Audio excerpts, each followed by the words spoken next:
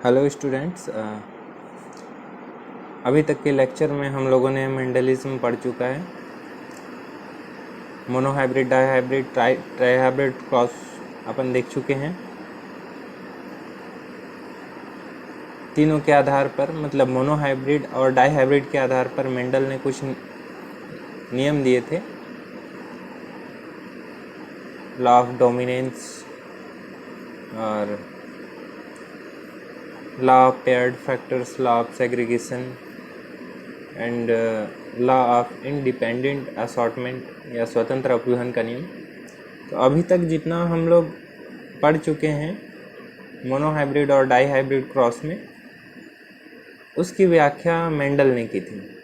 उनका कहना था कि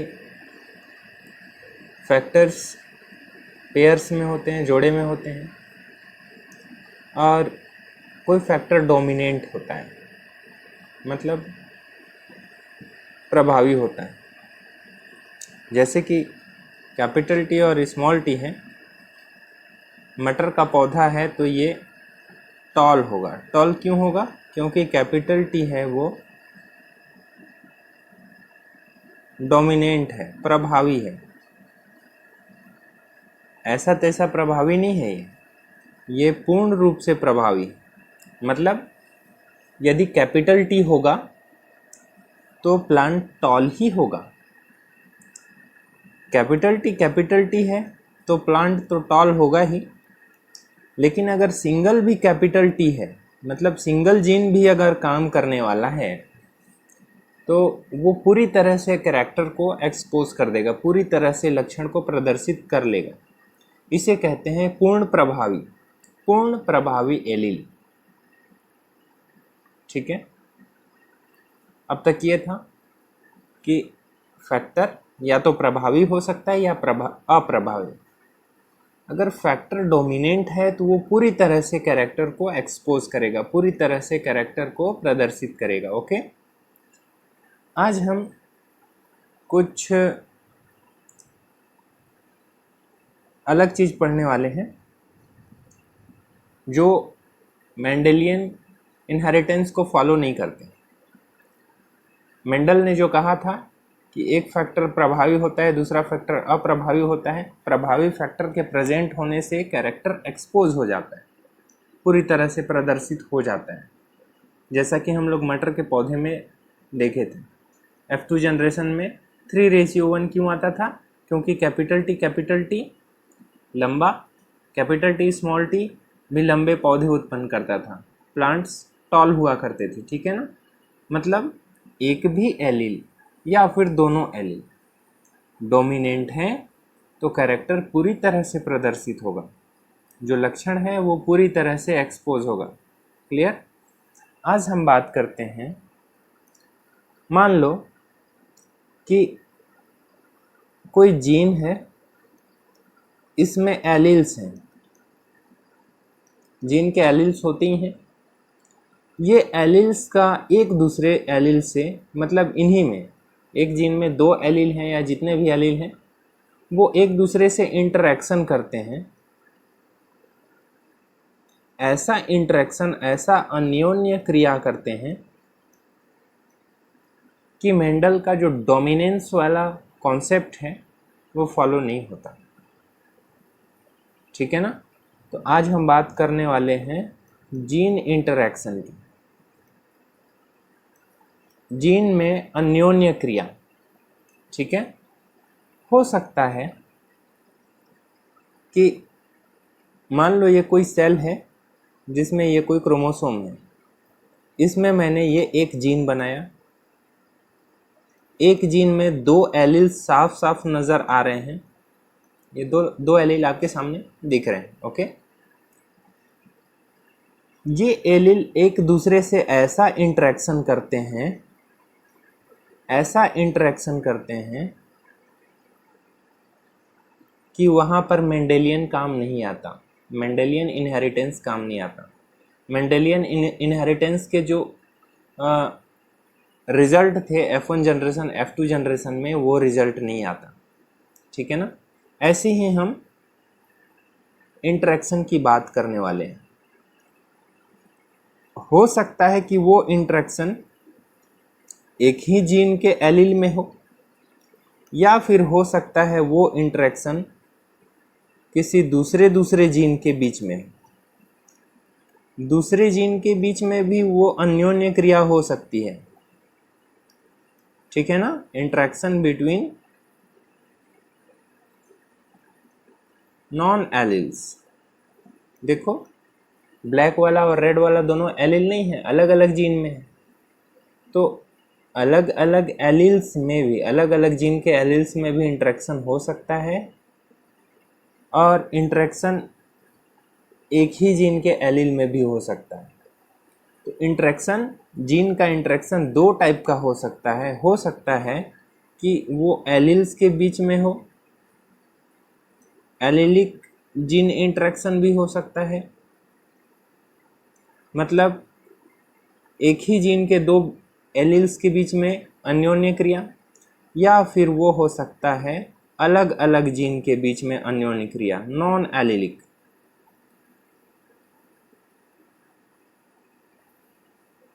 क्लियर है। एक ही जीन के एलील के बीच में इंटरेक्शन हो रहा है, इसीलिए हम इसको कह सकते हैं इंट्रा, मतलब उसी जीन में इंट्राजेनिक इंटरेक्शन।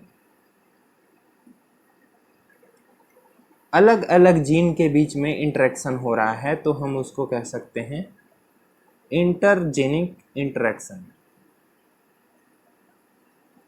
क्लियर है। चलो फर्स्ट अपन देखते हैं allylic gene interaction.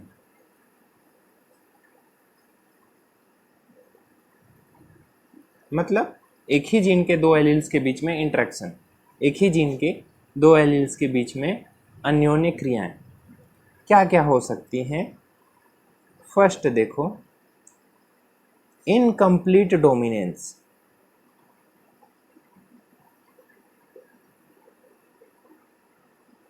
Incomplete dominance, dominance का मतलब प्रभाविता, डोमिनेंट।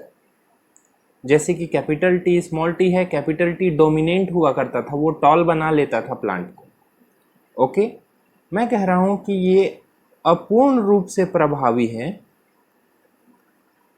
अपूर्ण प्रभाविता को शो करता है। मतलब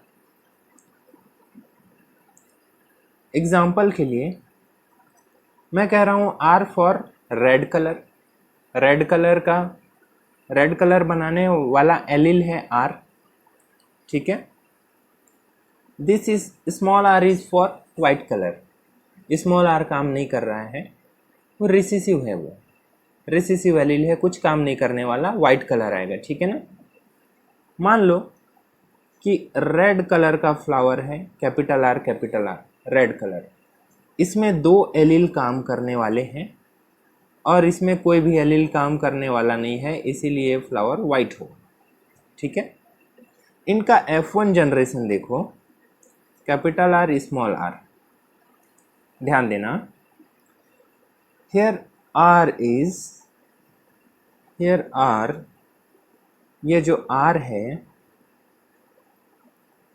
this R is incomplete dominant allele है। इनकम्प्लीट डोमिनेंट मतलब ये आर है, ये अकेला पूरा काम नहीं कर सकता, अकेला पूरा काम नहीं कर सकता। ये कैपिटल आर पूरा काम करने के लिए जरूरी है कि दो कैपिटल आर साथ में रहें तो रेड कलर आएगा, ठीक है ना। बोलो एक कैपिटल आर है, सिंगल कैपिटल आर है, तो ये पूरा काम कर पाएगा क्या?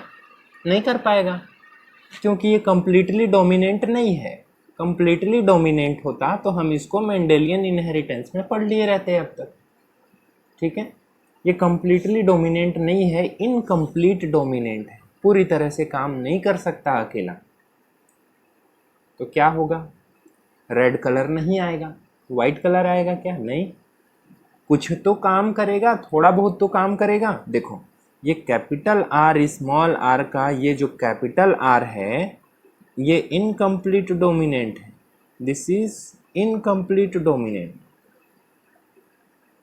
इनकम्प्लीट डोमिनेंट है ये, तो इसका कलर पिंक होगा, रेड कलर से थोड़ा फीका और वाइट से थोड़ा ज़्यादा colour, this is pink colour. मेरे को ये बताओ, डोमिनेंस को फॉलो करता तो इसका कलर रेड होता, इसको मेंडेलियन इनहेरिटेंस बोलते, लेकिन यहाँ पर एक अलग कैरेक्टर आया है, एक अलग फिनोटाइप आया है, इसीलिए हम इसको इनकम्प्लीट डोमिनेंस कहते हैं। ठीक है ना। F2 जनरेशन में क्या होगा, capital R capital R capital R small R small R small R, genotype 1:2:1, but phenotype क्या होगा, red pink and white, phenotypic ratio 1:2:1। देखो हमने तो मोनोहाइब्रिड क्रॉस में पढ़ा था, मेंडलिज्म के मोनोहाइब्रिड क्रॉस में, कि F1 जनरेशन में सारे के सारे डोमिनेंट कैरेक्टर होते हैं, यहाँ डोमिनेंट कैरेक्टर नहीं है, यहाँ दो कैरेक्टर, ऐसा लग रहा है जैसे रेड और वाइट दोनों कैरेक्टर एक दूसरे से मिल गए हैं, मिले नहीं हैं, एक्चुअली मिले नहीं हैं। ये जो रेड कलर का एलील है वो पूरा पूरा रेड कलर नहीं ला पा रहा है, वो इनकम्प्लीटली डोमिनेंट है, इसीलिए ऐसा लग रहा है रेड कलर और वाइट कलर का मिक्सअप पिंक कलर बना है। ओके, क्लियर है। एक नया कैरेक्टर आ रहा है, इसीलिए ये मेंडेलियन कैरेक्टर मेंडेलियन इनहेरिटेंस के जैसा नहीं है। मेंडेलियन इनहेरिटेंस होता तो F2 जनरेशन में फिनोटाइपिक रेशियो 3:1 आता, बट यहाँ 3:1 नहीं आ रहा है, 1:2:1 आ रहा है। क्लियर है। इसे हम कहते हैं इनकम्प्लीट डोमिनेंस। यहाँ पर ध्यान देना, ये जो पिंक कलर है, ये इस पिंक कलर के बारे में खास बात बताने जा रहा हूँ। ये ऐसा लग रहा है जैसे रेड एंड वाइट दोनों का मिक्सर है, ये दोनों का मिक्सर है, या फिर ब्लेंड बोल सकते हो, ये दोनों एक दूसरे में मिल गए हैं, ऐसा लग रहा है, मिले नहीं हैं। कैपिटल आर अपना पूरा पूरा प्रभाव प्रदर्शित नहीं कर पा रहे हैं, बट बुक में लिखा हुआ है, ऐसा देखने से लगता है कि ये दोनों कैरेक्टर एक दूसरे से मिक्सअप हो गए हैं। क्लियर। देखो ये होता है incomplete dominance. Allylic gene interaction का फर्स्ट एग्जाम्पल इनकम्प्लीट डोमिनेंस। एक प्लांट बता रहा हूँ, एग्जाम्पल नंबर 1 इनकम्प्लीट डोमिनेंस का, वो प्लांट है मिराबिलिस जलापा। मिराबिलिस जलापा ये 4 बजे खिलता है, इसीलिए इसको 4 o'clock प्लांट कहते हैं, 4 o'clock प्लांट, या फिर इसी को हम गुल ए बांस भी कहते हैं। ठीक है ना। इसमें ये दो टाइप का प्लांट होता है, रेड फ्लावर वाला और वाइट फ्लावर वाला। ठीक है ना। एक्चुअली 3 टाइप का होता है, बता रहा हूँ कैसे। रेड फ्लावर का जीनोटाइप होता है कैपिटल आर, वाइट फ्लावर का genotype small R. Okay. F1 generation इनका कैपिटल आर स्मॉल आर होगा, बताने की ज़रूरत नहीं है गैमिट कौन कौन से बनेंगे, सिंपल सी बात है। कैपिटल आर का गैमिट सिर्फ एक ही टाइप का कैपिटल आर बनेगा, स्मॉल आर का गैमिट स्मॉल आर बनेगा। F1 generation capital R small R. Mendel के रूल को फॉलो करता डोमिनेंस के, तो ये रेड कलर का होता, लेकिन ये तो है incomplete dominant allele. Capital R is incompletely dominant allele, यह पूर्ण रूप से प्रभावी नहीं है। ठीक है, इसीलिए इसका कलर होगा पिंक, बीच का कलर होगा।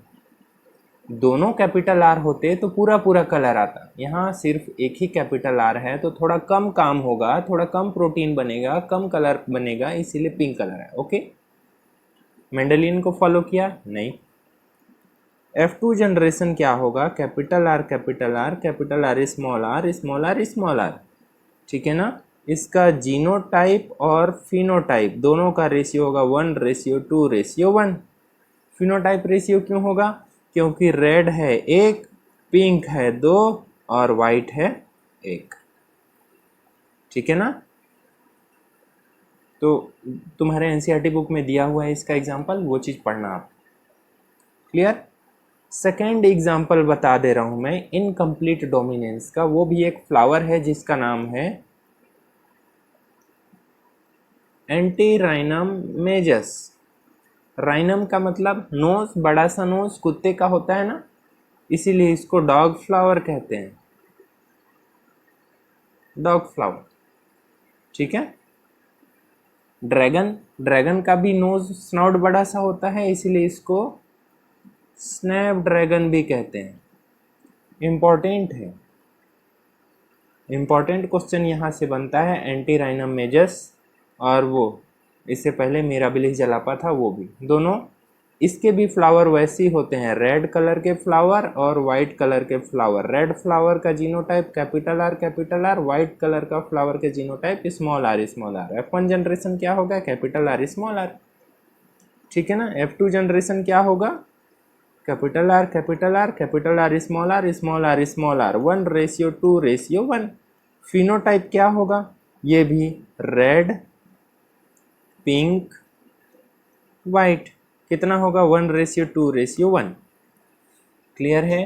तो इनकम्प्लीट डोमिनेंस में F2 जनरेशन का जीनोटाइप भी 1:2:1 होता है और फिनोटाइप भी 1:2:1। एक नया कैरेक्टर आता है हाइब्रिड का, जो भी हाइब्रिड है कैपिटल आर स्मॉल आर, उस हाइब्रिड का एक नया कैरेक्टर आता है। वो नया कैरेक्टर इसलिए है, दोनों के बीच का कलर आता है, दोनों के बीच का कैरेक्टर आता, ऐसा इसलिए होता है क्योंकि एलील कंप्लीटली डोमिनेंट नहीं है, इनकम्प्लीट डोमिनेंट, इसलिए बीच का कैरेक्टर आता है। ओके, 2 एग्जाम्पल हो गए। तीसरा एग्जाम्पल बता दे रहा हूँ मैं, मुर्गी का, अंडा देने वाली, एंडालुसियन फाउल। एंडालुसियन फाउल कोई नहीं पूछेगा, कोई बात नहीं, बट ये याद रखना कि ये भी इनकम्प्लीट डोमिनेंस का एक एग्जाम्पल है। क्लियर। इनकम्प्लीट डोमिनेंट अच्छे से समझ गए। ओके, चलो अब दूसरा एलिलिक जीन इंटरेक्शन की बात करते हैं, वो है कोडोमिनेंस। को का मतलब साथ साथ, डोमिनेंस का मतलब दोनों डोमिनेंट है लेकिन साथ साथ काम कर रहे हैं। ऐसा कैसे हो सकता है, आप तो बोलोगे सर एक डोमिनेंट होता है दूसरा रिसेसिव होता है। हाँ, वो मेंडेलियन इनहेरिटेंस था, मैं यहाँ पर नॉन मेंडेलियन इनहेरिटेंस की बात कर रहा हूँ, जहाँ पर दोनों एलील समान रूप से प्रभावी हैं, सह प्रभावी हैं, अपना अपना दोनों काम कर रहे हैं। ऐसा नहीं बोल सकते कि दोनों मिलकर एक ही काम कर रहे हैं या अलग काम कर रहे हैं। दोनों मिल के अलग काम करते, एक नया कैरेक्टर लाते, नया कलर लाते, तब हम उसको इनकम्प्लीट डोमिनेंस कहते। लेकिन यहाँ पर दोनों अपना अपना काम कर रहे हैं, एक दूसरे का काम नहीं कर रहे हैं, जो अपना काम है वही काम कर रहे हैं, को डोमिनेंस, सह प्रभावी। जो एलील हैं, मान के चलो ये एक एलील है ए और दूसरा एलील है बी, तो दोनों अपना अपना काम करेंगे। क्लियर है ना। देखो कैसे बता रहा हूँ, एग्जाम्पल से बताता हूँ। ये है ब्लैक काऊ और ये है white bull. This is white bull. ठीक है ना। अब देखो ब्लैक काऊ, ब्लैक कलर के लिए मान लो जिम्मेदार है बी एलील, तो प्योर ब्लैक काऊ का जीनोटाइप होगा कैपिटल बी। ठीक है ना। अब वाइट बुल की बात करते हैं, बोलोगे सर वाइट बुल में कोई कलर नहीं है। भाई कोई कलर कब नहीं होता, जब कोई जीन काम नहीं करता। मैं कह रहा हूं कि दोनों डोमिनेंट है, ब्लैक कलर का एलील भी डोमिनेंट है, वाइट कलर का एलील भी डोमिनेंट है। तो डोमिनेंट एलील को हमेशा कैपिटल लेटर से दर्शाया जाता है, कैपिटल लेटर से। तो कैपिटल बी को स्मॉल बी लिखने का कोई मतलब नहीं है, ये एक तरह से गलत है। मैं कह रहा हूँ वाइट का जीनोटाइप में कैपिटल डब्ल्यू लिख दे रहा हूँ। स्मॉल भी लिख सकते हो, लेकिन समझना तो अंदर से है अपने को। देखो ब्लैक काऊ कैपिटल बी दोनों डोमिनेंट एलील हैं, ये वाइट भी डोमिनेंट एलील हैं। F1 जनरेशन जो इनका छोटा बछड़ा होगा इन दोनों का, वो कैसा होगा बता दो? Capital B capital W। ये दोनों एलील कोडोमिनेंट हैं, साथ साथ काम करते हैं, मतलब ब्लैक भी अपना काम करेगा और वाइट भी अपना काम करेगा। ठीक है ना? देखो, जो छोटा बछड़ा होगा उसमें ब्लैक जीन भी अपना काम कर रहा है और वाइट जीन भी अपना काम कर रहा है। दोनों, आपको इस बछड़े में ब्लैक और वाइट कलर दोनों नज़र आ रहे हैं। ठीक है ना? ब्लैक यहाँ अपना काम किया और वाइट यहाँ अपना काम किया। ठीक है ना? दोनों एलील साथ साथ काम कर रहे हैं। यहाँ पे दोनों एलील कार्य कर रहे,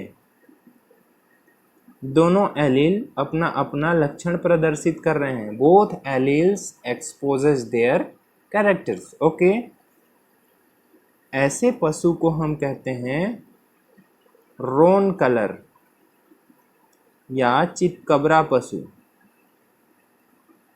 चितकबरा रंग। तो चितकबरे रंग के पशु देखे हो ना, कैटल्स, रोन कलर के कैटल्स। वो क्यों होते हैं? क्योंकि वो हेट्रोजाइगस हैं और दूसरी बात, उनमें दो अलग अलग कोडोमिनेंट एलील्स हैं। ओके, ठीक। कोडोमिनेंस का एक एग्जाम्पल कलर इन कैटल्स,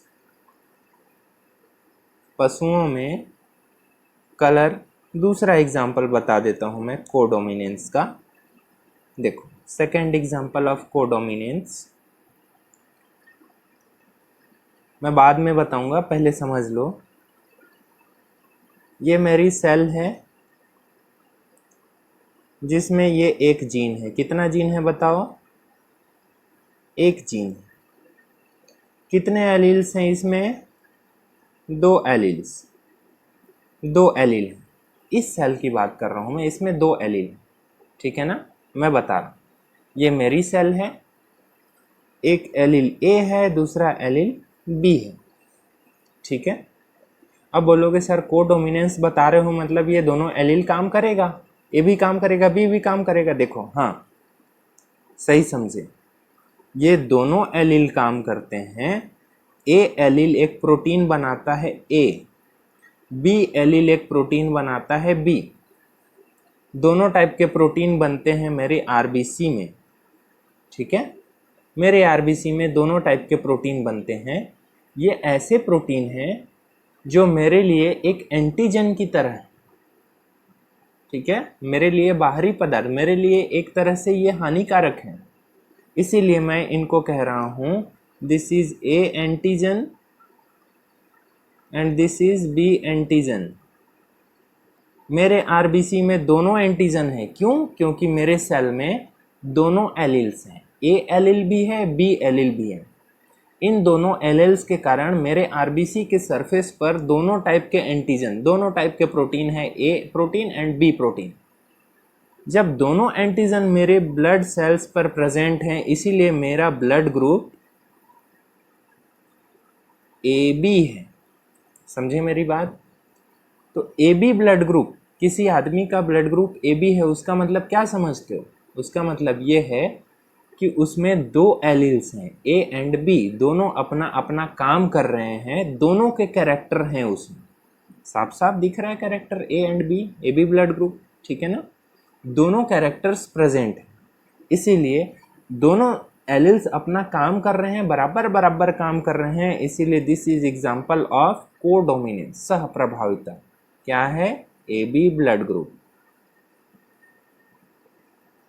मेरे को बताओ, ए ब्लड ग्रुप कोडोमिनेंस का एग्जाम्पल है कि नहीं? भाई नहीं है ए ब्लड ग्रुप कोडोमिनेंस का एग्जाम्पल। क्यों? क्योंकि ए, मैं सिर्फ एक ही एलील की बात कर रहा हूं, दूसरा एलील कहाँ है? नहीं है। ए बी ब्लड ग्रुप की बात करता हूं जब, तो ए एलील भी काम कर रहा है, बी एलील भी काम कर रहा है, जिसके कारण ब्लड ग्रुप ए बी हुआ। Clear? A B blood group. तीसरा एग्जाम्पल बता देता हूं मैं, example number 3 of codominance, sickle cell trait.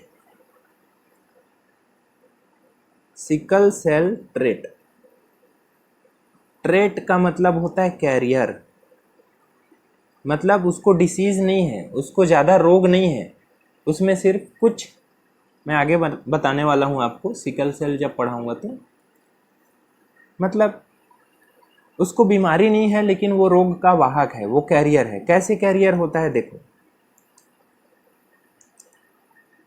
समझो इस बात को। मैं हूं ये, मेरा आरबीसी ये, this is my RBC. RBC में होता है हीमोग्लोबिन, यह है हीमोग्लोबिन। देखो हीमोग्लोबिन का बड़ा डायग्राम बना रहा हूं मैं। ये हीमोग्लोबिन में 2 बीटा चेन होते हैं, 2 अल्फा चेन होते हैं, ठीक है ना, प्रोटीन पार्ट है इसमें, बीटा चेन और अल्फा चेन। मेरा जो बीटा चेन है, ये देखो बीटा चेन, ये बीटा चेन नॉर्मल है, मेरा बीटा चेन नॉर्मल है, कुछ नहीं है उसमें, ठीक है, ठीक है, बीटा चेन नॉर्मल है। इस चेन को बनाने वाली जो जीन होती है वो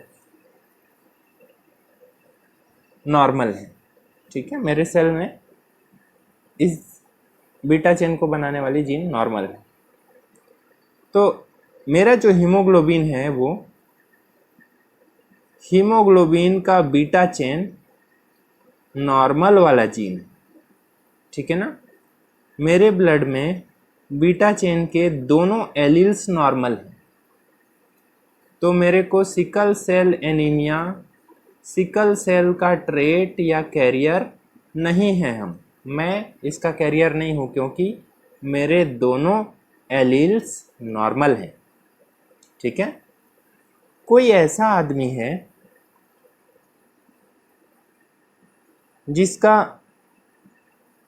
हीमोग्लोबिन का बीटा चेन एक नॉर्मल है, बीटा चेन का एलील नॉर्मल है एक, और एक हीमोग्लोबिन बीटा चेन का एलील एबनॉर्मल है, सिकल सेल वाला, ठीक है ना। तो ऐसे एलील के कारण देखो, ये वाला नॉर्मल एलील है, ठीक, एक नॉर्मल एलील है उसमें, और दूसरा एलील डिसीज्ड है, ये एबनॉर्मल एलील है, मतलब ये सिकल सेल वाला एलील है, ठीक। तो इसका एक हीमोग्लोबिन का बीटा चेन तो नॉर्मल होगा, ठीक है ना, और एक हीमोग्लोबिन का बीटा चेन सिकल सेल वाला, ठीक है ना। सिकल सेल का जो बीटा चेन है वो थोड़ा सा अलग होता है, मैं अभी बताऊंगा आपको। मतलब इसके हीमोग्लोबिन में दोनों टाइप के बीटा चेन मिलेंगे, एक नॉर्मल वाला बीटा चेन भी मिलेगा और एक एबनॉर्मल या सिकलिंग वाला भी बीटा चेन मिलेगा। सिकलिंग वाला बीटा चेन कौन बनाया, कौन सा एलील बनाया? जो सिकलिंग वाला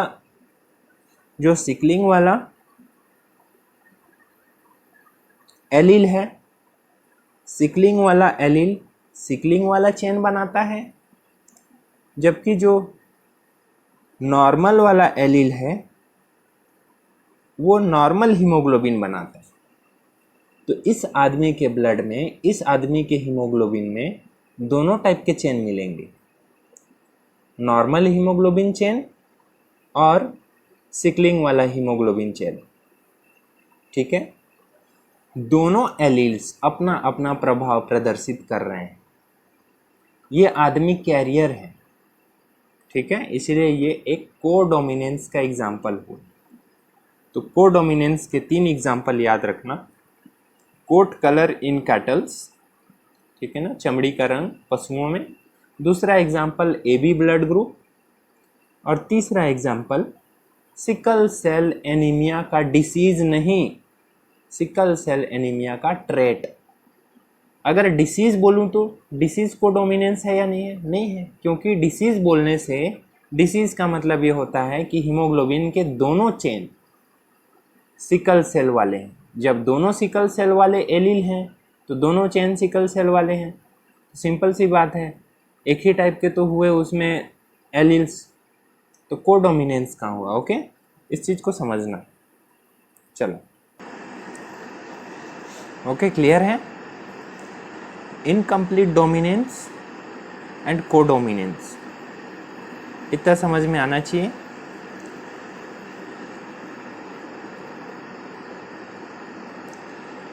तीसरे टाइप के एलिलिक जीन इंटरेक्शन की बात करते हैं, वह है multiple allele. Multiple alleles, Mendel सिर्फ 2 एलील्स की बात करता था, लेकिन मैं तो कह रहा हूँ यहाँ 3 या उससे भी ज़्यादा एलील हो सकते हैं, 2 से ज़्यादा एलील हो सकते हैं। तो जो मल्टीपल एलील्स का इनहेरिटेंस है वो मेंडेलियन इनहेरिटेंस के अंतर्गत नहीं आता। ध्यान देना, अभी तक हम जितना भी पढ़े किसी सेल में किसी जीन के या एक जीन के 2 एलील ही पढ़े हैं, अभी तक 2 एलील ही पढ़े। ओके, एग्जाम्पल के लिए मान लो एक एलील ए है और दूसरा एलील बी है। बोलोगे सर दूसरा एलील बी क्यों बना रहे हो? अरे भाई, ए बी ब्लड ग्रुप बताया तो हूँ अभी। दूसरा एलील मान लो बी है या फिर क्या स्मॉल ए बी, अभी तक यही पढ़ते थे अपन। अब मैं एक अलग चीज़ बताने वाला हूँ, वो ध्यान देना। एक आदमी है जिसका ब्लड ग्रुप है ए, उसका ब्लड ग्रुप ए है। किसी का ब्लड ग्रुप बी है ना, किसी का ब्लड ग्रुप ए बी है, किसी का ब्लड ग्रुप ओ है। ऐसा सुने हो? ए ब्लड ग्रुप है, बी ब्लड ग्रुप है, ए बी है, ओ है, ऐसा सुने हो? देखो, कैरेक्टर क्या है, लक्षण क्या है? ब्लड ग्रुप एक लक्षण है या कैरेक्टर है? एक ही तो लक्षण है, एक ही कैरेक्टर है ब्लड ग्रुप। सिंपल सी बात है। एक कैरेक्टर के लिए एक जीन जिम्मेदार है। क्लियर है ना, ब्लड ग्रुप का जीन। अब ध्यान देना, समझना इस बात को। देखो, कोई सेल है, उसमें ब्लड ग्रुप का ये जीन है। अब ये सेल डिप्लॉयड है, इसका मतलब ये समझना चाहिए आपको। क्या समझते हो? सेल डिप्लॉयड है मतलब उसमें क्रोमोसोम के 2 सेट हैं, किसी भी जीन के 2 एलील, किसी भी जीन के 2 एलील। क्लियर? एग्जाम्पल के लिए मान लो ये एक एलील ए है, दूसरा भी एलील ए है, तो इसके आरबीसी में 2 प्रोटीन होंगे। जितने भी प्रोटीन होंगे किस टाइप के होंगे भाई? एलील ए है तो प्रोटीन ए ही तो बनेगा, ए एंटीजन ही तो बनेगा। ऐसा थोड़ी ना कि ए एलील है वो बी एंटीजन बना दिया, नहीं, ए एलील है वो ए एंटीजन बनाएगा। क्लियर? जैसा जीन वैसी उसका काम। अब जीन एलील ए है तो सिंपल सी बात है, प्रोटीन भी ए वाला ही तो बनाएगा, तो आरबीसी में ए एंटीजन मिलेगा, इसलिए ब्लड ग्रुप ए। क्लियर? मान लो अभी अभी बताया था मैं कि एक एलील ए है और दूसरा बी है। बोलोगे सर हाँ, ये बी एलील कहाँ से आ गया भाई? बी भी ब्लड ग्रुप के लिए ही एलील है। बी एलील भी ब्लड ग्रुप के लिए ही जिम्मेदार होता है, किसी दूसरे चीज के लिए नहीं है। ए भी ब्लड ग्रुप के लिए एंटीजन बनाता है, बी भी ब्लड ग्रुप के लिए एंटीजन बनाता है। तो बताओ, इसके आरबीसी में ए एंटीजन भी होगा, बी एंटीजन भी होगा, तो इसका ब्लड ग्रुप ए बी होगा। समझे मेरी बात? तो ब्लड ग्रुप के लिए अभी तक पता चला कि 2 एलील हो सकते हैं। कौन कौन से? ए भी एक एलील है, बी भी एक एलील है, 2 एलील्स हो गए। मान लो, ध्यान देना कि ये बी एलील है, तो ब्लड ग्रुप क्या होता? A B. Blood group A B होता। चलो इसको अच्छे से बताता हूँ मैं। अरे मिटना,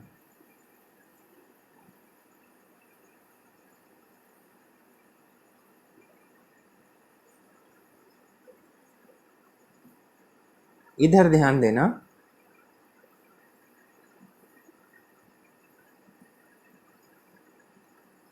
ये कोई सेल है, होमोलोगस क्रोमोसोम में ये जीन है, ठीक है ना। देखो इसी के मैं कंडीशन बता रहा हूँ। पहला कंडीशन, मान लो कि एक एलील ए है, ठीक, और दूसरा भी एलील ए है, तो आरबीसी के सरफेस पर कौन कौन से एंटीजन बनेंगे? जितने भी एंटीजन बनेंगे, कौन से एंटीजन बनेंगे? ए टाइप के ही एंटीजन बनेंगे। इसीलिए ये क्या है? एंटीजन। तो ब्लड ग्रुप कौन सा होगा? ए। समझे मेरी बात? मान लो कि एक एलील ए है और दूसरा एलील बी है, तो आरबीसी के सरफेस पर कौन कौन से एंटीजन बन सकते हैं? कोई एंटीजन ए होगा, कोई बी होगा, कोई ए होगा, कोई बी होगा, ऐसे ए और बी बनेंगे दोनों। अभी अभी बताया था मैं कोडोमिनेंस के एग्जांपल में, तो ब्लड ग्रुप ए बी।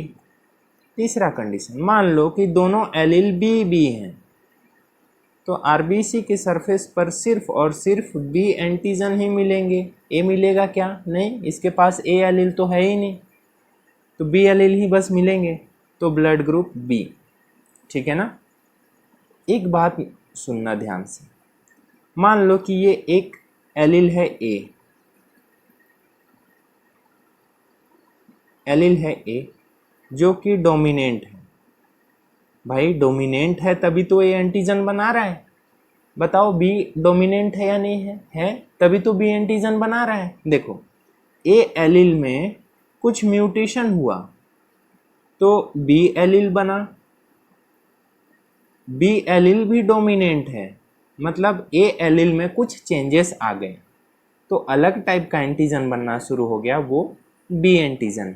मतलब A allele and B allele दोनों डोमिनेंट एलील हैं, दोनों अपना अपना प्रभाव दिखाते हैं। यदि दोनों साथ में हैं तो ब्लड ग्रुप ए बी होता है, कोडोमिनेंस होता है। ओके, ए एलील में कुछ ऐसा म्यूटेशन हुआ, कुछ ऐसा उत्परिवर्तन हुआ कि ये काम करना बंद, काम करना जीरो, ठीक है ना। तो कौन सा एलील बना? जीरो एलील बना। इसको ओ एलील भी बोला जाता है, मतलब ये हो गया रिसेसिव एलील। एक्चुअली जो ओ बोलते हो ना, वो ओ नहीं है, वो जीरो है, ठीक है ना। चलो इधर देखना, इधर चौथा कंडीशन ये है कि ए के साथ जीरो एलील आ गया, रिसेसिव एलील। बताओ जीरो कुछ काम करेगा क्या? नहीं। बोलोगे सर ए एलील भी है, बी एलील भी है और ये रिसेसिव एलील जीरो भी आ गया। अरे हाँ, एक ही जीन के लिए 3 एलील्स हैं, एलील ए, एलील बी और एलील जीरो या ओ एलील। ओ का मतलब ये रिसेसिव एलील है, कुछ काम नहीं करता, कोई एंटीजन नहीं बनाता। ध्यान देना, देखो ये जो आरबीसी है, ए एंड एलील ए अपना काम करेगा, ए एंटीजन बनाएगा, एलील ए अपना काम करेगा, ए एंटीजन बनाएगा। बताओ ओ काम करेगा क्या? नहीं। आरबीसी के सरफेस पर कौन सा एंटीजन है? ए, तो ब्लड ग्रुप ए। अगली बात, मान लो कि एक एलील है बी और दूसरा है ओ, जीरो, तो बताओ बी तो डोमिनेंट है, बी अपना काम करेगा, बी अपना काम करेगा तो बी एंटीजन बनाएगा, ओ कोई एंटीजन बनाएगा क्या? नहीं, ओ तो रिसेसिव है, तो ब्लड ग्रुप बी। अगली बात, मान लो कि दोनों एलील्स जीरो जीरो हैं, दोनों एलील्स ओ हैं। बताओ आरबीसी के सरफेस पर अब ये दोनों रिसेसिव हैं, कोई भी काम करेगा क्या? नहीं, कोई काम नहीं करेगा, तो blood group zero, O blood group. समझे मेरी बात? क्लियर है? ओके। तो 3 टाइप के एलील हैं। कितने जीनोटाइप बनते हैं? बना लिया, 6 जीनोटाइप। आप लोग 9वीं 10वीं क्लास में पढ़े होंगे कि टोटल पॉसिबिलिटीज़ कितने होते हैं। पॉसिबिलिटीज किसी वेरिएबल के n into N plus one होते हैं अपन 2, ठीक है ना।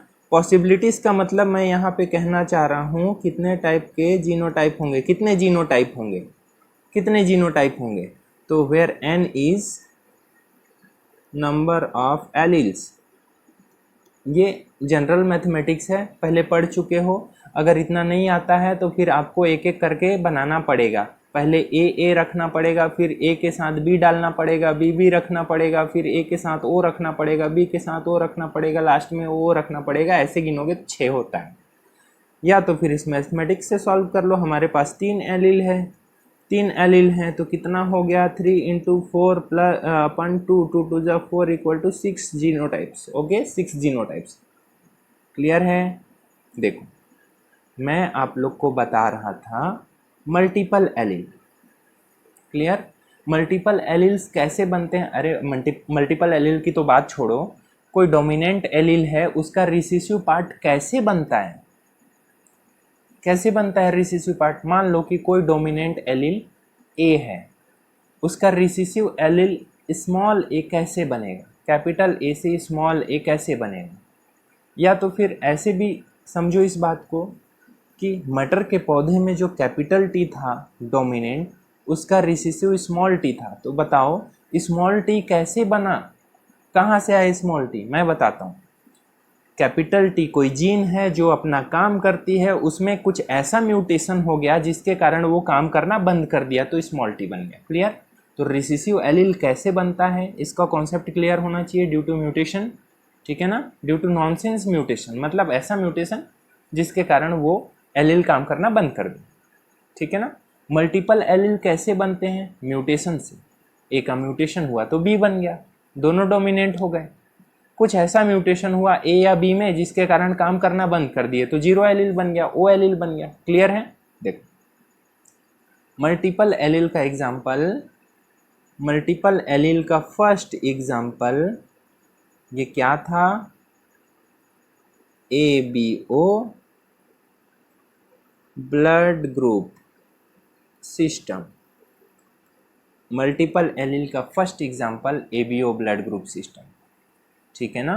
देखो तो ब्लड ग्रुप कौन कौन सा बनेगा, A B B, 3 blood group. A तो काउंट कर चुका हूँ, बी भी काउंट कर चुका हूँ, और ये ओ। तो ब्लड ग्रुप कितने टाइप के होते हैं भाई, ब्लड ग्रुप 4 टाइप के होते हैं, ए बी ए बी और ओ ब्लड ग्रुप। क्लियर है। चलो मल्टीपल एलील का एक एग्जांपल बता दिया मैं, ब्लड ग्रुप। ब्लड ग्रुप को अच्छे से समराइज कर देता हूँ क्योंकि वो एग्जाम में आता है। देखना इधर,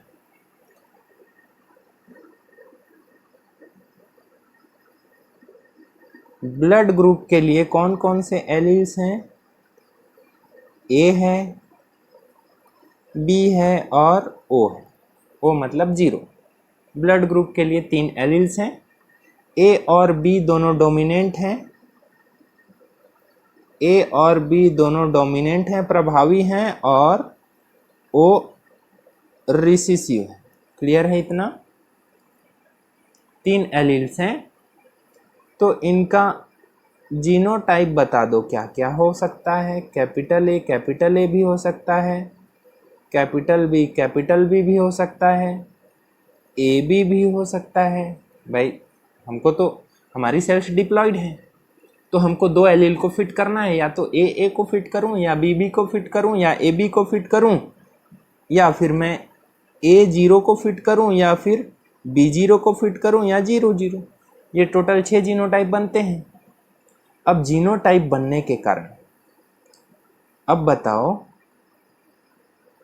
अब ये एलील हैं तो कौन कौन सा प्रोटीन बनाएंगे। प्रोटीन को हम एंटीजन बोलते हैं, एंटीजन प्रोटीनिक। ये जो प्रोटीन बनाएंगे वो एंटीजेनिक हैं, हमारे बॉडी के लिए घातक हैं, ठीक है ना, इसलिए एंटीजेनिक प्रोटीन बोलते हैं। तो आरबीसी के सरफेस पर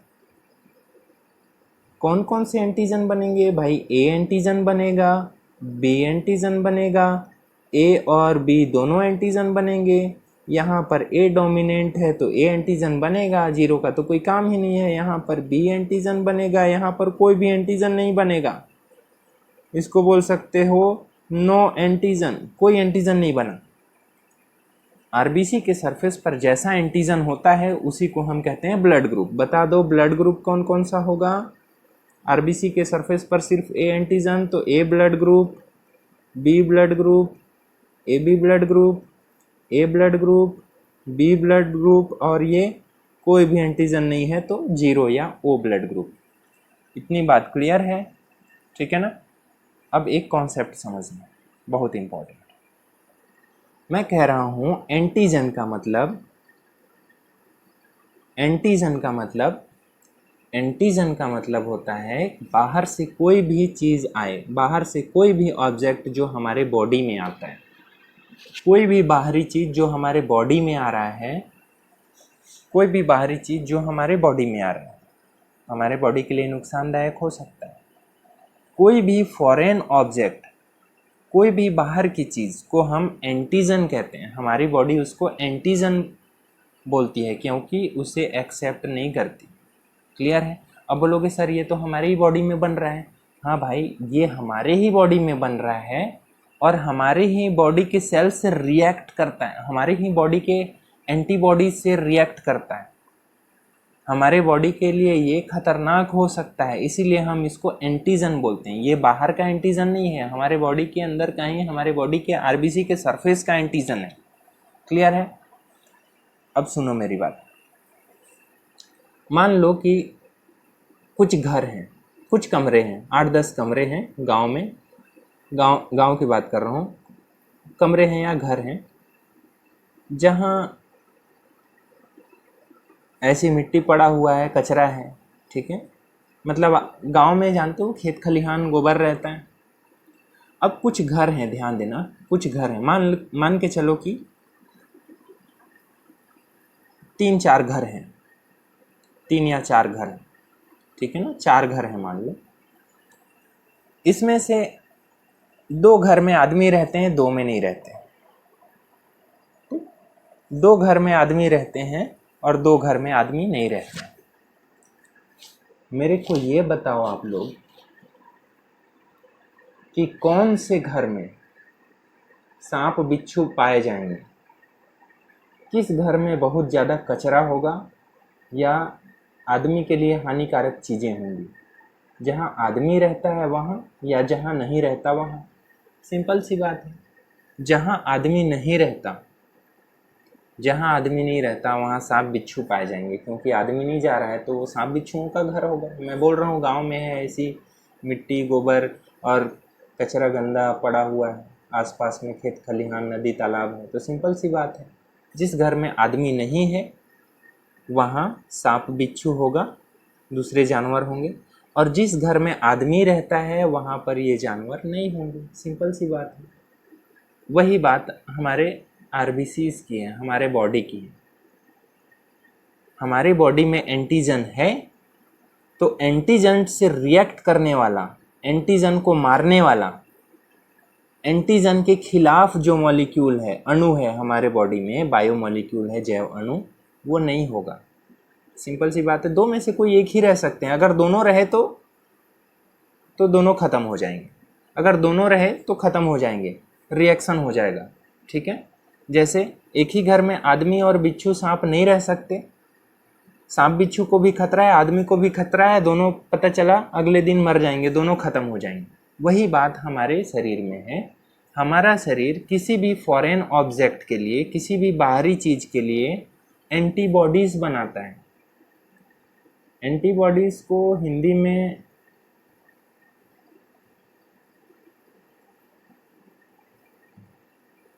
कुछ कहते हैं, वो आप लोग हिंदी में देख लेना, ठीक है ना। देखो, हमारी बॉडी में यदि एंटीजन है तो उसको मारने के लिए एंटीबॉडी बनाया जाता है। मैं ये कहना चाहता हूँ कि एंटीजन और एंटीबॉडी दोनों एक साथ नहीं रह सकते। यदि एंटीजन है इसका मतलब वहाँ एंटीबॉडी नहीं है।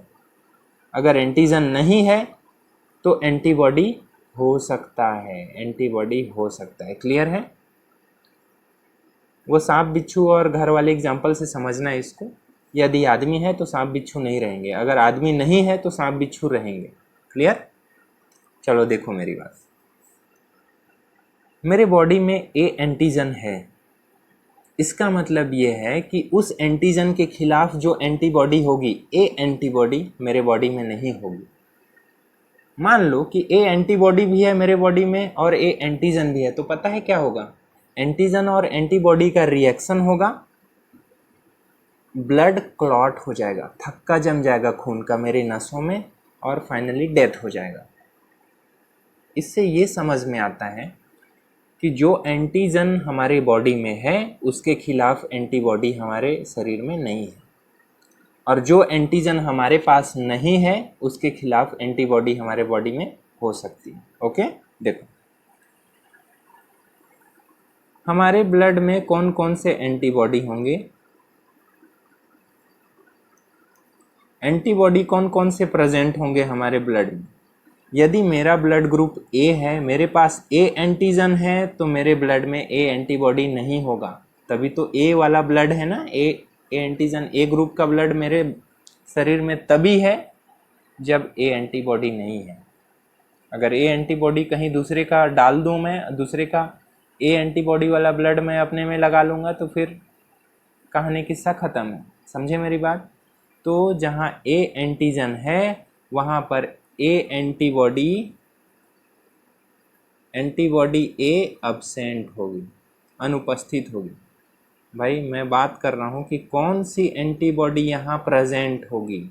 ए तो नहीं है, ए अब्सेंट है, तो कौन प्रेजेंट होगा? यहाँ बी एंटीबॉडी प्रेजेंट होगी। समझे मेरी बात? ए प्रेजेंट नहीं रह सकता। यदि ए एंटीजन है तो ए एंटीबॉडी यहाँ नहीं रह सकता।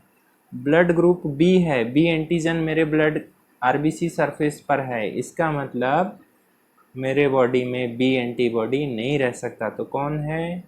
ए एंटीबॉडी प्रेजेंट है। क्लियर? ब्लड ग्रुप यदि ए बी हो, शरीर में ए एंटीजन भी है, बी एंटीजन भी है, बोलो उसके ब्लड में ए और बी एंटीबॉडी हो सकता है क्या? नहीं। तो यहाँ पर नो एंटीबॉडी, कोई भी एंटीबॉडी नहीं है। क्लियर? यदि रहता तो उसका वो रहता ही ख़त्म हो जाता, मर जाता, क्योंकि कोआगुलेट हो जाता ब्लड।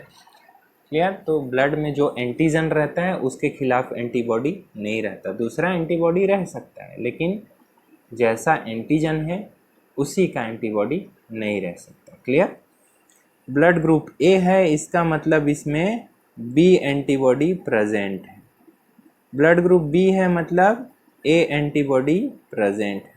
ब्लड ग्रुप 0 है, ओ कोई भी एंटीजन नहीं है ब्लड में, तो उस ब्लड में ए और बी दोनों एंटीबॉडी रह सकते हैं, कोई दिक्कत नहीं। ए और बी एंटीबॉडी यदि हैं ओ ब्लड ग्रुप में, तो ए बी एंटीबॉडी किससे रिएक्शन करेंगे जब उसके पास एंटीजन है ही नहीं? तो ठीक है ना, तो उनको कोई दिक्कत नहीं। ब्लड ग्रुप ओ के पास कोई भी एंटीजन नहीं है, तो इनके पास दोनों एंटीबॉडी होंगे, दोनों एंटीबॉडी प्रेजेंट होंगे। तो ब्लड ग्रुप का ये जो चार्ट है ये आपको बिल्कुल समझ में आना चाहिए, यहाँ से क्वेश्चन बनता है, कई बार क्वेश्चन आ चुका है। क्लियर? ब्लड ग्रुप ठीक है। मल्टीपल एलील का एक example, complete blood group. Multiple alleles का दूसरा एग्जाम्पल बताने वाला हूँ मैं आपको। दूसरा एग्जाम्पल देखो, कोट कलर इन रैबिट, खरगोश में त्वचा का रंग, उनके बालों का रंग, खाल का रंग, ठीक है ना। इनके 4 एलील्स होते हैं, 4 एलील होते हैं।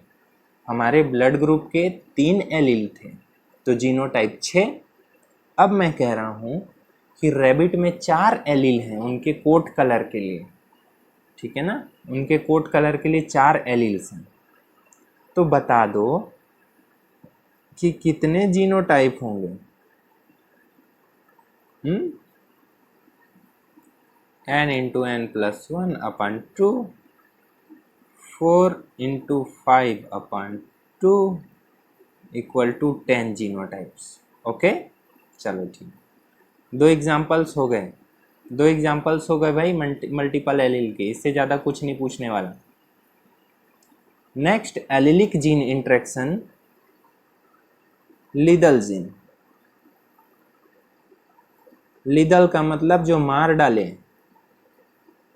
घातक जीन, ठीक है ना, घातक जीन। एक बात ध्यान देना, ये ऐसे जीन हैं जो मार डालते हैं। हो सकता है, मान के चलो ये डेथ वाले जीन है, ठीक है ना, death allele D, capital D. हो सकता है कि कैपिटल डी वाले का डेथ हो जाए, या फिर हो सकता है स्मॉल डी वाले का डेथ हो जाए। मतलब कोई ज़रूरी नहीं है, किसी किसी कैरेक्टर के लिए, किसी किसी एनिमल्स में, किसी किसी प्लांट्स में, जीवों में हो सकता है कि जब लीदल जीन डोमिनेंट फैशन में हो तब डेथ कराएं। कहीं कहीं हो सकता है कि लीदल जीन रिसेसिव फैशन में हो तो डेथ कराएं, कुछ भी हो सकता है। एग्जाम्पल के लिए बता देता हूँ, इसका फर्स्ट एग्जाम्पल बता रहा हूँ मैं। येलो कलर ऑफ माउस या माइस, चूहे का पीला रंग, ठीक है, चूहे का पीला रंग। इसके लिए जो जीन है या फिर एलील है वो वाई है, कैपिटल वाई। कैपिटल वाई ये येलो कलर देता है, येलो कलर ऑफ माइस, चूहे में पीला रंग प्रदान करता है कैपिटल वाई जीन। पीले रंग का चूहा देखे नहीं देखे हो, देखे होगे कहीं कहीं लैब वगैरह में होता है, और कोई कोई लोग पालते भी हैं, सफ़ेद चूहा पालते हैं ना, वैसे पीला चूहा भी होता है। देखो ये जो वाई है ये है लीदल जीन।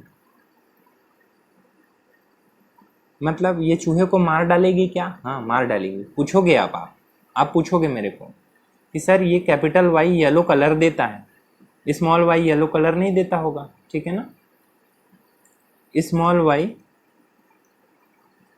येलो कलर नहीं देता, कौन सा कलर देता है? ब्राउन या फिर डार्क कलर देता है, जैसा कि नॉर्मल चूहे रहते हैं। मेरे से आप पूछोगे सर कि ये जो वाई जीन है जब वो होमोजाइगस डोमिनेंट होता है तब चूहे को मारता है, कि होमोजाइगस रिसेसिव होता है तब चूहे को मारता है? मैं बताता हूँ। आप भूरे रंग का चूहा देखे हो, ब्राउन कलर, या तो फिर ब्राउन कलर का चूहा नॉर्मली रहता है। ब्राउन कलर का चूहा कब होगा? जब उसके पास एक भी कैपिटल वाई जीन नहीं होगा, ठीक है ना, एक भी कैपिटल वाई जीन नहीं है। मतलब ब्राउन कलर का चूहा जो आसपास में घूमता है उसका जीनोटाइप क्या है? Small Y. समझे मेरी बात? देखो ध्यान देना, कैपिटल वाई वाला जो चूहा है उसका हो जाता है डेथ। कब होता है डेथ बताऊं? एम्ब्रियो स्टेज में, एम्ब्रियोनल स्टेज में ही कैपिटल वाई का डेथ हो जाता है। तो बताओ नेचर में कैपिटल वाई वाले चूहे देखने को मिलेंगे क्या? कैपिटल वाई वाले नहीं, क्योंकि जन्म होने से पहले ही मर जाते हैं वो। यदि आप आसपास में येलो कलर का चूहा देखते हो तो वो चूहा कैसा हो सकता है? कैपिटल वाई वाला तो हो ही नहीं सकता, कैपिटल वाई डोमिनेंट है। यदि आप आसपास कोई येलो कलर का चूहा देखते हो, येलो माइस देखते हो, तो वो definitely capital Y small Y है, क्योंकि कैपिटल वाई तो इस दुनिया में है ही नहीं, वो एम्ब्रियोनल स्टेज, जन्म होने से पहले ही मर जाता है। तो आसपास का जो भी आप येलो चूहा देखते हो कहीं भी, वो capital Y small Y. Yellow colour का चूहा और येलो कलर का चूहा को ही आप क्रॉस करा दो तो F1 जनरेशन या जो भी जनरेशन मिलेगा इसके बाद का जनरेशन वो कैसा मिलेगा? बता दो कैसा मिलेगा इसके बाद का जनरेशन? कैसा मिलेगा इसके बाद का generation? Capital Y capital Y capital Y small Y capital Y small Y small Y small Y. अब ध्यान देना, यदि दो चूहे मैटिंग करते हैं आसपास में, येलो येलो कलर के चूहे, तो उनके जो एम्ब्रियो बनेंगे, मान लो 4 एम्ब्रियो बनने वाले हैं उनके, उनमें से एक एम्ब्रियो का डेथ हो जाएगा। कैपिटल वाई का डेथ हो जाएगा। कब होगा डेथ? एम्ब्रियोनल स्टेज में। बोलो, ये कैपिटल वाई चूहा कभी दुनिया में आ पाएगा क्या? नहीं आ पाएगा, क्योंकि इसका तो एम्ब्रियो में ही डेथ होगी। इसीलिए तो मैं कह रहा हूँ कि ये जो येलो कलर का जीन है कैपिटल वाई, वो चूहों के लिए लीथल है, घातक है।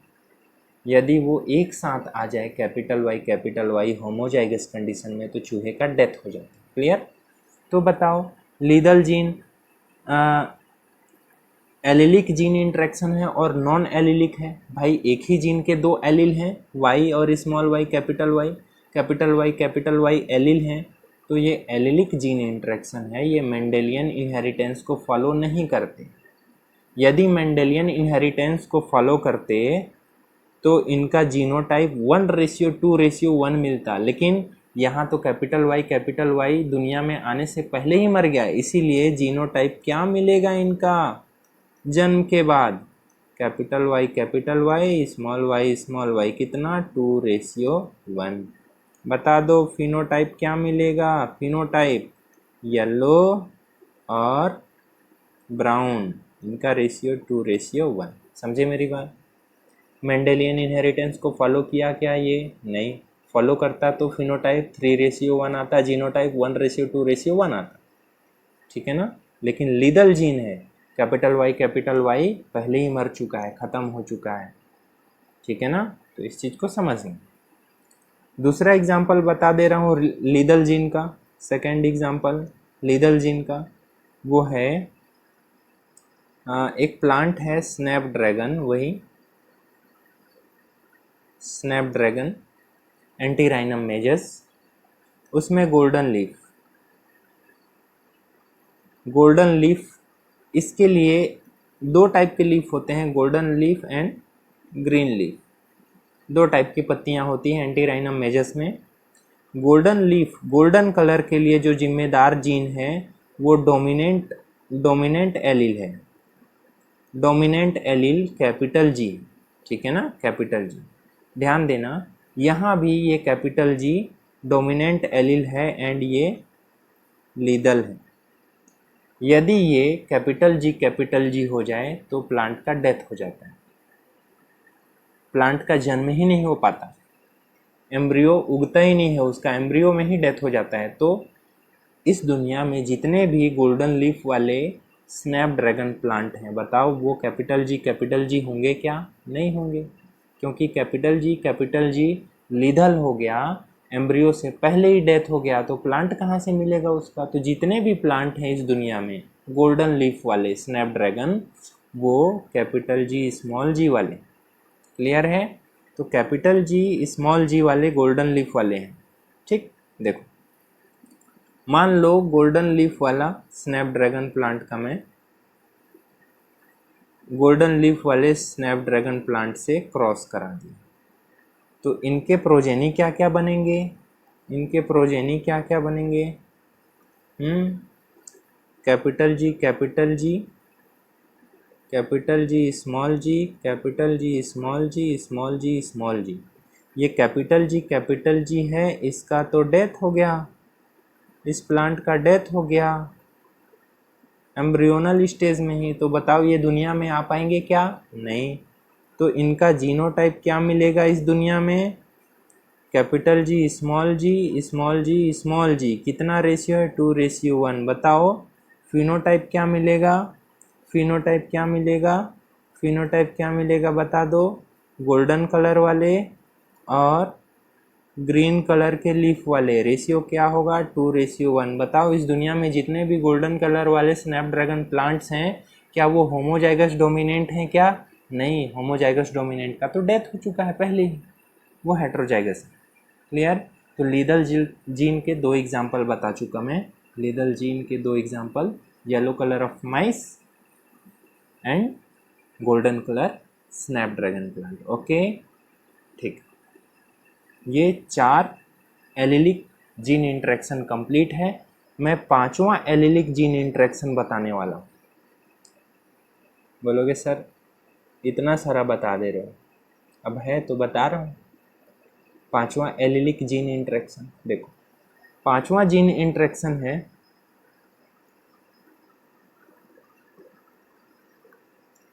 Pleiotropic gene. प्लियो का मतलब बहुत सारा, ट्रॉपिक का मतलब प्रभावी, जीन का मतलब एक जीन। देखो, 1 जीन है जिसका मल्टीपल इफेक्ट है, इसीलिए तो हम इसको कहते हैं बहुप्रभावी जीन। जीन एक है लेकिन इसके अलग अलग कैरेक्टर शो होते हैं, अलग अलग लक्षणों को कंट्रोल करता है। Character number 1, character number 2, character number 3, 4, कुछ भी, ठीक है ना। मतलब एक जीन के एक से ज़्यादा लक्षण हों तो ऐसे जीन को हम प्लियोट्रॉपिक जीन या बहुप्रभावी जीन कहते हैं। क्लियर? इसका एग्जाम्पल बता दे रहा हूँ। इसका एग्जाम्पल, एक जीन है मटर में। मटर में एक जीन है, single gene in P plant. वो जीन कंट्रोल करता है सीड कोट के कलर को, वही जीन कंट्रोल करता है फ्लावर के कलर को, वही जीन कंट्रोल करता है red spot in leaf enzyme. तो ध्यान देना, जीन एक है मटर में, कोई भी जीन है, आप लोग मेंडेलियन में पढ़ चुके हो, कोई एक जीन है, वही सीड कोट कलर को मेंटेन कर रहा है, वही फ्लावर के कलर को भी कंट्रोल कर रहा है, वही लीफ के एक्साइल में लाल रंग का धब्बा है उसको भी कंट्रोल कर रहा है। तो इसको तो कोई किसी को पता नहीं रहता, लेकिन 2 चीज़ें याद रखना, मैं पहले भी आपको बता चुका हूँ कि सिंगल जीन सीड कोट का कलर और फ्लावर के कलर को कंट्रोल करती है। इसीलिए ये जो जीन है इसको प्लियोट्रॉपिक या बहुप्रभावी जीन कहते हैं। ओके, प्लियोट्रॉपिक का एक एग्जाम्पल मटर में बता दिया। दूसरा एग्जाम्पल देखो, दूसरा एग्जाम्पल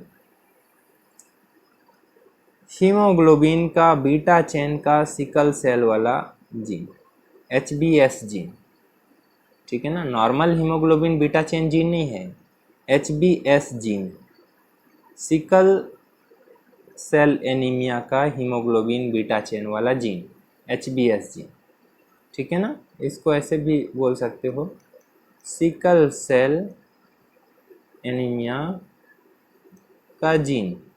बोलोगे सर ये कौन कौन से अलग अलग कैरेक्टर शो करती है, कौन कौन से अलग अलग कैरेक्टर को कंट्रोल करती है। देखो, इसका पहला काम है, इस जीन का पहला काम, ये हीमोग्लोबिन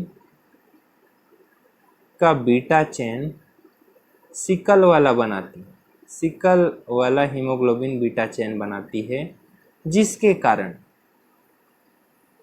ये जो जीन है ये पेप्टाइड चेन बनाया, बीटा पेप्टाइड चेन बनाया सिकल सेल वाले, जिसके कारण सिकल सेल डिसीज होता है, सिकल सेल एनीमिया रोग होता है, आरबीसी क्रिसेंट्रिक शेप की हो जाती है, ठीक है ना, क्रिसेंट्रिक सेल आरबीसी बनती है। दूसरा काम क्या है पूछोगे सर, आप तो बोल रहे हो ये प्लियोट्रॉपिक है, बहुप्रभावी जीन है, आप तो केवल एक ही प्रभाव बताए इसका, सिकल सेल एनीमिया।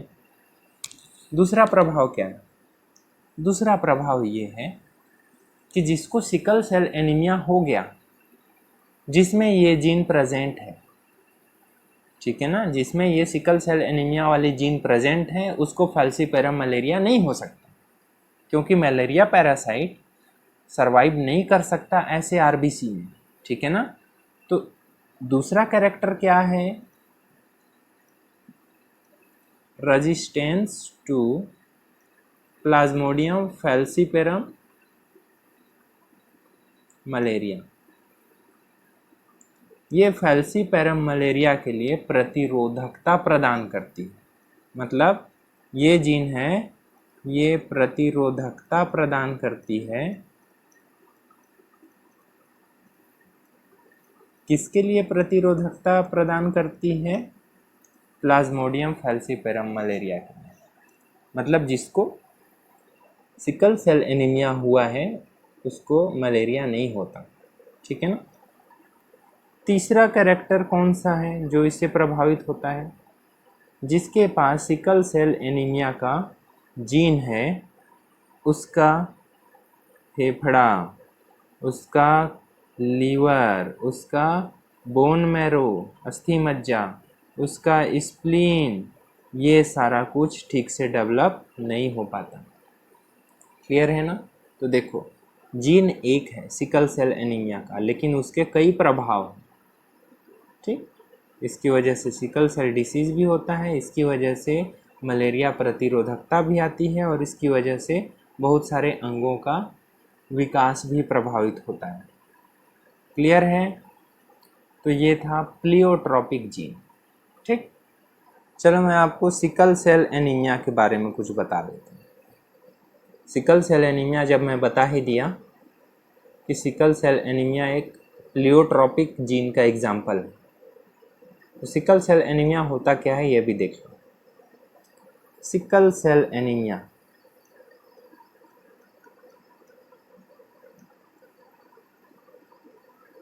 सिकल का मतलब दात्र या हसिया, जानते हैं ना, हसिया धान काटने का, फसल काटने का हसिया होता है, ऐसा होता है। ठीक है ना। एनीमिया का मतलब होता है रक्त की कमी, रक्ताल्पता, तो इसको कहते हैं दात्र कोशिका रक्ताल्पता। ठीक है ना, सिकल सेल एनीमिया। अब ध्यान दो क्या होता है, मैं अपनी बात बता रहा हूँ, मेरे को सिकल सेल एनीमिया नहीं है। क्यों नहीं है बताता हूँ। मेरा जो जीन है, मेरा जो क्रोमोसोम नंबर 11वां है, क्रोमोसोम नंबर 11, उसमें हीमोग्लोबिन के बीटा चेन का जीन है। कौन सा? हीमोग्लोबिन का बीटा चेन। ठीक है ना। हीमोग्लोबिन में 4 चेन होते हैं, 2 बीटा और 2 अल्फा।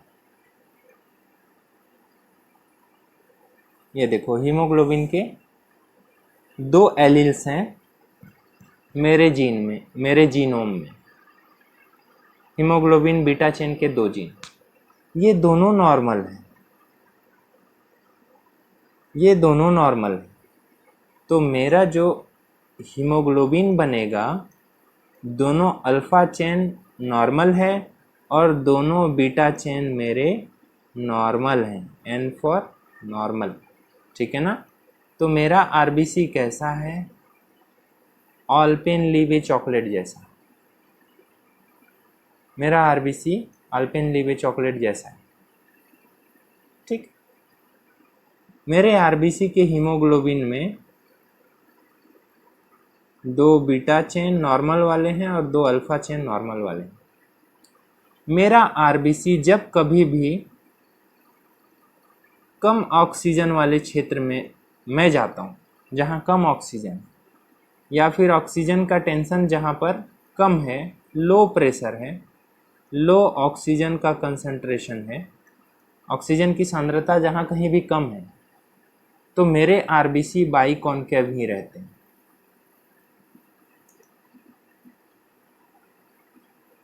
क्यों? क्योंकि मेरे आरबीसी के हीमोग्लोबिन में दोनों अल्फा चेन नॉर्मल हैं और दोनों बीटा चेन नॉर्मल। मेरे आरबीसी में कोई फ़र्क नहीं पड़ता, ठीक है ना, क्योंकि मेरा आरबीसी नॉर्मल है, मेरा हीमोग्लोबिन नॉर्मल है। क्यों नॉर्मल है? क्योंकि मेरे दोनों एलील्स नॉर्मल हैं।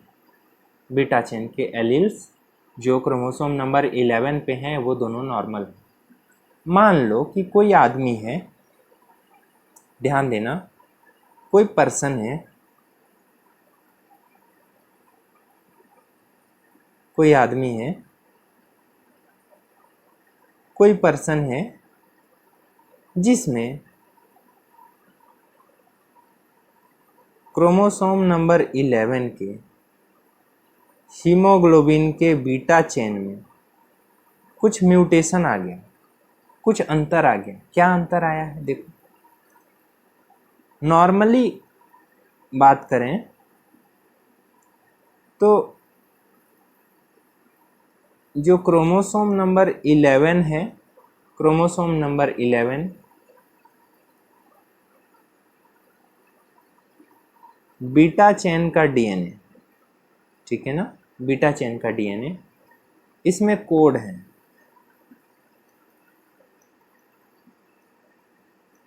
देखो, डीएनए में पहला कोड, दूसरा कोड, तीसरा कोड, चौथा, पांचवा, छठवां, सातवां, ऐसे है, ठीक है ना। नॉर्मल आदमी में क्या होता है, जो छठवां कोड है वो CTC, CTC, CTC, ठीक है। तो इसका जो mRNA बनता है उसमें छठवां कोडॉन,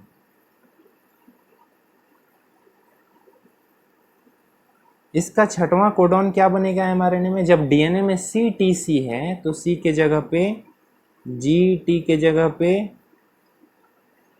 A और C से G, GAG, छठवां कोडॉन होता है GAG, ठीक है ना। mRNA के बाद आगे चलकर बीटा पेप्टाइड चेन बनता है ऑफ हीमोग्लोबिन। हीमोग्लोबिन का बीटा चेन बनने वाला है। सबसे पहले ट्रांसक्रिप्शन हुआ, अब ट्रांसलेशन हो रहा है, प्रोटीन बन रहा है। तो जो छठवां अमीनो एसिड है वो होता है ग्लूटामिक एसिड, ठीक है ना। ग्लूटामिक एसिड बन गया। ध्यान दो, नॉर्मल डीएनए में छठवां कोड CTC होता है। नॉर्मल डीएनए से जो mRNA बना उसका छठवां कोडॉन GAG। तो नॉर्मल पेप्टाइड चेन में छठवां अमीनो एसिड ग्लूटामिक एसिड, ठीक है ना। अब इससे बनता है नॉर्मल बीटा चेन, इससे बनेगा नॉर्मल हीमोग्लोबिन, इससे बनेगा नॉर्मल आरबीसी। समझे मेरी बात? मान लो कि इस 11th क्रोमोसोम के बीटा चेन के जीन में म्यूटेशन हो गया, कुछ बदलाव हो गया। क्या बदलाव हुआ? बदलाव ये हुआ कि छठवां जो कोड है वो CTC के जगह पर CAC हो गया। बदलाव कहाँ हुआ? C में हुआ क्या? नहीं। लास्ट वाले C में हुआ क्या? नहीं। तो बदलाव कहाँ हुआ? सिंगल न्यूक्लियोटाइड, जहाँ पर थाइमिन होना था वहाँ पर एडिनिन हो गया, ठीक है ना। इसके कारण mRNA में इस छठवें कोडॉन में चेंज आएगा।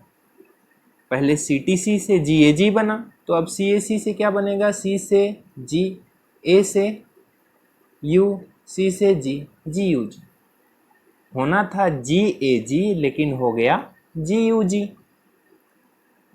जब ट्रांसलेशन होगा तो छठवें जगह पे जहाँ ग्लूटामिक एसिड होना चाहिए था, GUG कोडॉन के कारण वहाँ पर अब वेलिन हो गया, ठीक है ना। बताओ, जो बीटा चेन है नॉर्मली उसमें ग्लूटामिक एसिड होना था लेकिन अब हो गया वेलिन। अब तो बीटा चेन चेंज हो गया। ये जो बीटा चेन बना है वेलिन वाला, छठवां अमीनो एसिड वेलिन वाला, इसके कारण ये बीटा चेन अब नॉर्मल हो गया। एबनॉर्मल बीटा चेन, एबनॉर्मल हो गया। जब एबनॉर्मल बीटा चेन हो गया तो बताओ नॉर्मल हीमोग्लोबिन बनेगा क्या? नहीं, अब बनेगा एबनॉर्मल हीमोग्लोबिन। ये एबनॉर्मल हीमोग्लोबिन बना है, ये सामान्य हीमोग्लोबिन नहीं, ये असामान्य हीमोग्लोबिन बन गया। जब असामान्य हीमोग्लोबिन बना, जब असामान्य हीमोग्लोबिन बना तो बताओ आरबीसी सामान्य वाला होगा क्या? ये हीमोग्लोबिन जो है वो हीमोग्लोबिन सिकल सेल एनीमिया वाला बन चुका है, ठीक है ना, नॉर्मल वाला नहीं है। ये आरबीसी नॉर्मल नहीं है, ये एबनॉर्मल आरबीसी है।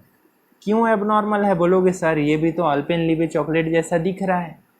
ये तो हाँ, ये तो नॉर्मल ही है, आरबीसी नॉर्मल आरबीसी के जैसा ही दिख रहा है। देखो नॉर्मल आरबीसी भी अल्पेनलीबे चॉकलेट जैसा बाइकॉनकेव है, ये भी बाइकॉनकेव है, तो आप इसको एबनॉर्मल क्यों बोल रहे हो भाई? इसमें जो हीमोग्लोबिन है वो नॉर्मल हीमोग्लोबिन नहीं, वो सिकल सेल वाला हीमोग्लोबिन है, बीटा चेन सिकल सेल वाला है। जब कभी ऑक्सीजन की कमी पड़ेगी, जब कभी ऑक्सीजन की कमी पड़ेगी इसको, तो पता है क्या होगा? जब कभी ऑक्सीजन की कमी पड़ेगी तो ये आरबीसी अल्पेनलीबे जैसा ही नहीं रहेगा, अब ये आरबीसी का शेप चेंज हो जाएगा। ऑक्सीजन की कमी के कारण ये आरबीसी क्रिसेंट शेप की हो जाएगी, हंसियाकार हो जाएगी, दात्र कोशिका जैसे हो जाएगी, क्रिसेंट शेप, सेमिल्यूनर शेप की हो जाएगी, अपने बारियों से नुकीली हो जाएगी। ऐसा होने से क्या होगा? ब्लड वेसल्स में आरबीसी का जो फ्लो हो रहा है अल्पेनलीबे नॉर्मल आरबीसी का, अब ये नॉर्मल आरबीसी नहीं रही, क्रिसेंट शेप की हो गई। तो जहाँ पर ब्लड वेसल पतली पड़ती है वहाँ पर एक दूसरे आरबीसी एक दूसरे पर जाके ऐसे इकट्ठा होना शुरू हो जाते हैं, एक दूसरे से चिपक जाते हैं। जब कभी ज़्यादा ठंडी पड़े, जब कभी ऑक्सीजन की कमी होने लगे, या जब कभी हाई एल्टीट्यूड अत्यधिक ऊंचाई पर चले गए जहाँ पर एयर का प्रेशर बहुत कम है, जहाँ पर ऑक्सीजन कम है, तो वैसे कंडीशन में ये जो sickle cell beta chain haemoglobin वाली आरबीसी है, सिकल सेल वाली आरबीसी है, वो सिकल शेप की बन जाती है। नॉर्मली तो वो नॉर्मल शेप की होती है, लेकिन जब ऑक्सीजन की कमी होती है तो वो सिकल शेप्ड हो जाती है और ब्लड वेसल्स जो नसें हैं उनको ब्लॉक कर देती है, जिससे खून आगे जाना बंद हो जाता है और बहुत जोरों की दर्द होती है। ओके, क्लियर है? ये होता है सिकल सेल एनीमिया। यदि समझ में ठीक से ना आया हो तो प्लीज़ वीडियो को फिर से रिवाइज कर लेना, ठीक है? यहाँ से क्वेश्चंस आते हैं, कहाँ कहाँ से आते हैं क्वेश्चंस? देखो, क्रोमोसोम नंबर 11 बीटा चेन का जीन कहाँ होता है, किस क्रोमोसोम पर? क्रोमोसोम नंबर 11 पर। नॉर्मली डीएनए में कोड होता है सीटीसी, जो चेंज होता है सीएसी में।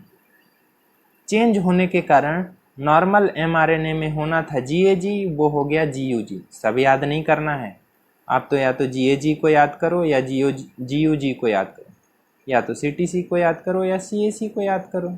डीएनए से एमआरएनए बनता है, सिंपल सी बात है। कोई सीएसी बोलेगा तो सी से कॉम्प्लीमेंट्री जी होता है, ए का कॉम्प्लीमेंट्री यू होता है, सी का कॉम्प्लीमेंट्री जी होता है, सिंपल सी बात है। जो नॉर्मल बीटा पेप्टाइड चेन है, छठवां amino acid normally glutamic acid होता है, लेकिन म्यूटेशन होने के कारण सिकलिंग में वो वेलिन हो जाता है। जब वेलिन होता है तो एबनॉर्मल हीमोग्लोबिन का बीटा चेन बनता है, एबनॉर्मल हीमोग्लोबिन बनता है। एबनॉर्मल हीमोग्लोबिन के कारण ऑक्सीजन टेंशन की कंडीशन में सिकलिंग हो जाती है। ओके, सिकलिंग हो जाती है। समझे मेरी बात? ओके, अच्छे से पढ़ाई करना। All the best.